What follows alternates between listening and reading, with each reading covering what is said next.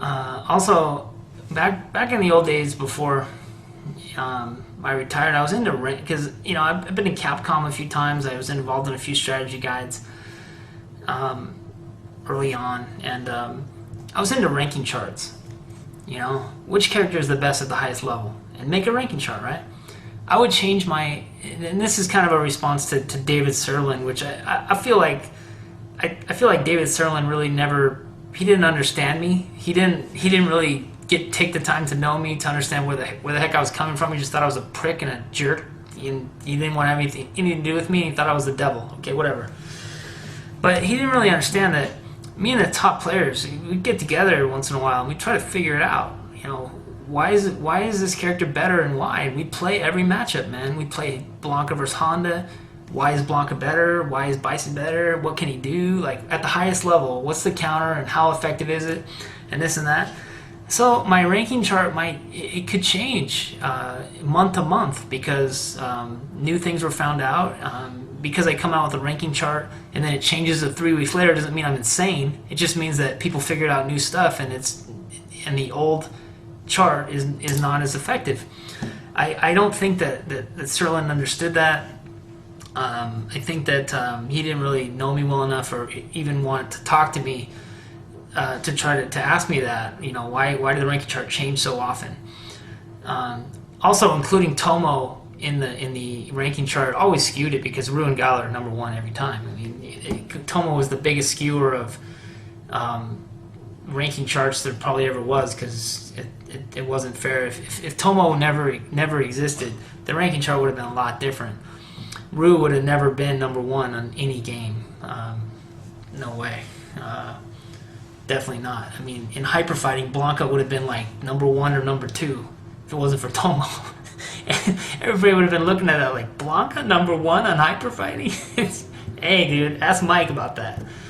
It would have been true for a time until later when Mike Watson figured out how to counter Blanca effectively with Rue, and then Rue was better than Blanca and is today because of one move that Mike found years later.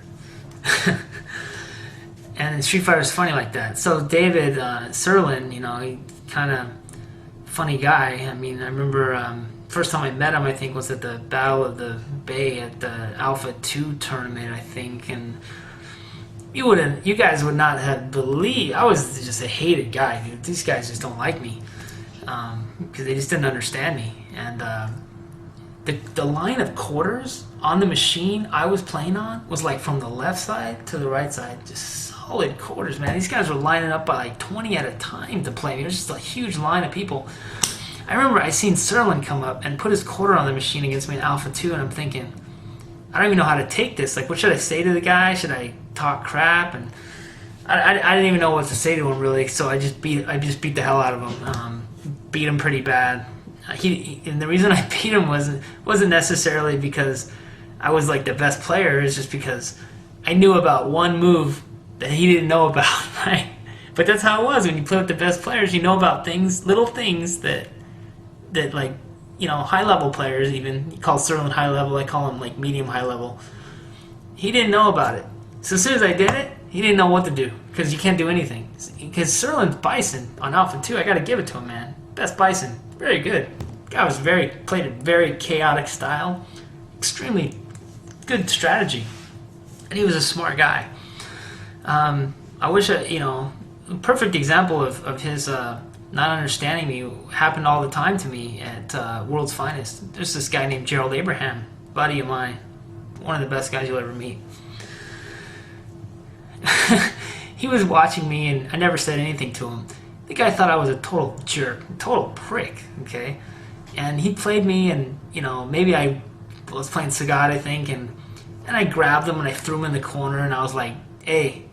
During the game, I'm like, hey, man, never try that again. Some just ridiculous talk, crap talking, and he's like taking it the wrong way because it's just a game, it's competitive. I'm just making fun of him, right? Because he's not gonna win anyway. He knows I'm gonna beat him. So then after the game, I took him to the side and I gave him all kinds of praise and told him, hey, I thought you did this really well and I thought you were really good and maybe you could do this better.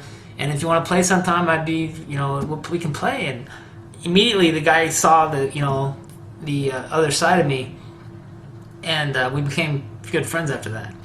And that's how it's been with every player that from Southern California that I've played with. They know my good side. They know my competitive side.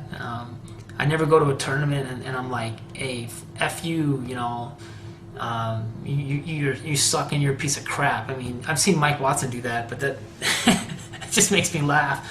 Mike Watson was up on the stage and it's like, hey, everyone's booing him, and Mike's like, oh, you guys can suck my mom's titties. And I was just like, damn, dude.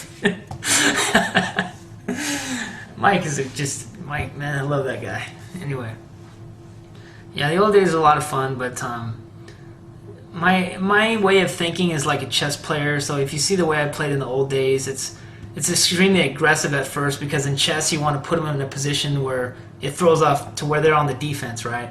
That's my whole strategy. I attack you with a very sophisticated game plan, put you on the defensive, which puts you out of your game plan. Now you're losing, and now you're going to have to go into not plan B, because you're already on defense. That's already plan B. Plan C, which you probably don't even have. You're not that good at it. To come back against a top player, I mean, when you're losing energy, it's a daunting task. I've played Tomo so many times. He's one sliver ahead of me. It just gets worse. Tick, tick, tick. Pretty soon he's got 20 slivers on you, and then you're losing by half, and it's like, damn, I can't even get near him. That's how it was back in the old day. It was a strong positioning game about pressure, putting tons of pressure on the guy as much as possible. And let's try to articulate it the best I could, but I wish that Charles Franco, or whatever his last name was, the owner of World's Finest, would break out the official tournament results for the maybe 60 or so tournaments that he had.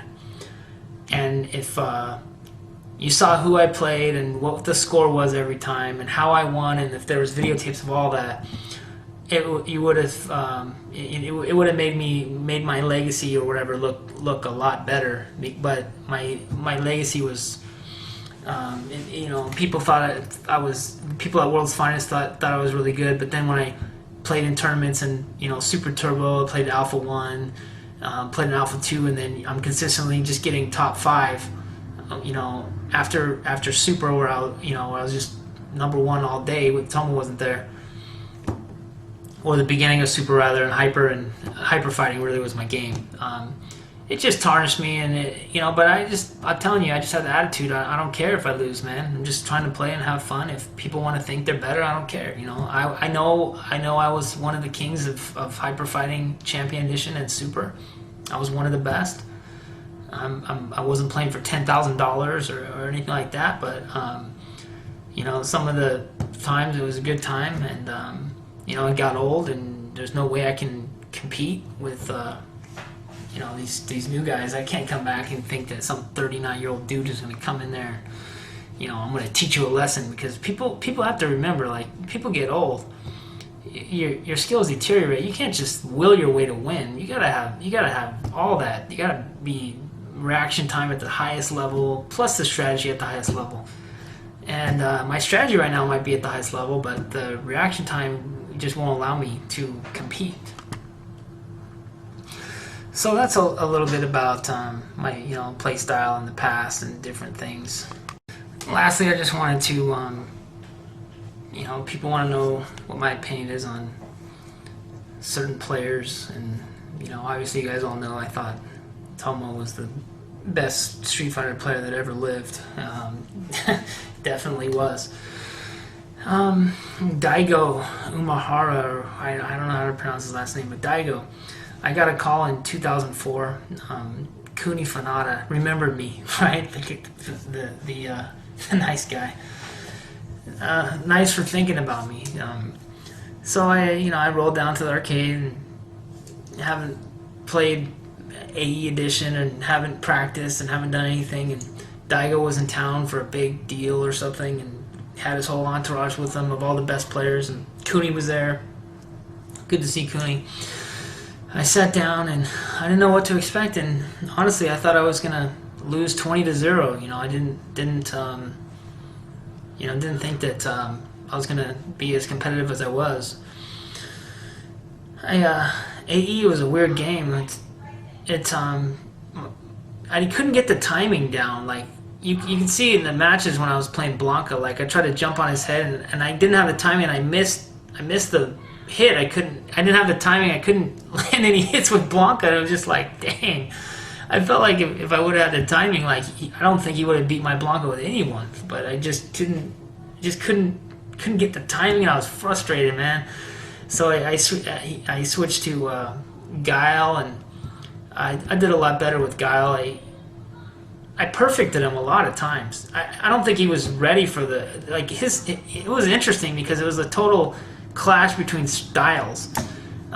His style was more like Mike Watson's style. It's like a aggressive pressure style, and my style was more of like a surgeon. Rather, I don't know how to explain. My style was just different. Kind of just taking your life away, just consistently with a strategy that was just hard to beat. And but I was aggressive. It's like I coined the phrase aggressive turtling. It's like I'm really doing all the attacking. I'm the one doing all the attacking. I'm the one, but it's like at the same time I'm putting all the pressure on you, but I'm like totally out of reach, which is like what a turtle is. So it's like aggressive turtling, I guess is what you could call it, but aggressive would come first because you're the one that's in the corner, not me. I don't think just looking at Daigo's style of play. I mean, I only played one time with him, but his skill was just fantastic. I mean, I think if I would have coached him on some of his strategies, he would have beat me a lot worse. But I felt like some of his strategies weren't as good as they could have been, and that's why he lost a few games to me. Is that I don't know. Just want to talk a little bit about a couple of personalities in the game. Mike Watson, we talked a bit about. Tomo, I still talk to Tomo all the time. Talk to Mike all the time. Like again, Mike is my little brother. Just love the guy to death. He's a fantastic person. I'll never forget all the good times I've had with Mike. I truly, respect the guy to the end. Tomo as well. The guy he's proved it, man. The guy is the best player that ever lived, that I've ever seen. I mean, we went down to San Diego and we were in this Champion Edition pinball tournament. Pinball. And Tomo wins the freaking Champion Edition and then comes over, and he's never played this pinball machine because Capcom just brought this thing out like that day. This is the first time, the day before was the first time anyone was allowed to play it. Tomo's playing against a professional pinball player in this tournament, and there was hundreds of people there. And Tomo wins first place in the pinball tournament, and they have to tell him to stop playing because he's got like so many points that it's like he could just he probably had like 30 free balls, dude. Like he's just playing forever. Like just psycho. Just totally nuts. I've never seen anything like it in my entire life. The guy's brain is wired weird. Like his level of adaptation, he can adapt to anything like instantly and beat you badly. He comes up with his own strategies on the fly. I have to go home and work with Mike for like a month to come up with some kind of solid strategy. Tomo just does it on the fly. Like stupid, dude. You combine that with the best skill level, best reaction time of any human I've ever seen, and you have the best player that ever lived. And Tomo is it. I played Daigo. Daigo's good, but Daigo's no Tomo. Okay, no talking crap. But the guy is just he's like Tiger Woods, man. He's just stupid. Way good. I always felt that the Northern California players were very good. I particularly like John Choi. I always thought that John Choi and is a gentleman. The guy is soft spoken, very considerate, doesn't talk trash, highest level of skill.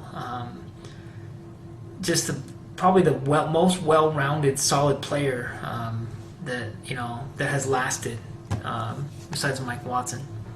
But Mike Watson's not a gentleman, so. But yeah, John Choi's a nice guy. I never talk trash to the guy. I don't believe, and if I have, I'm sorry. When I played him, I just kept my mouth shut.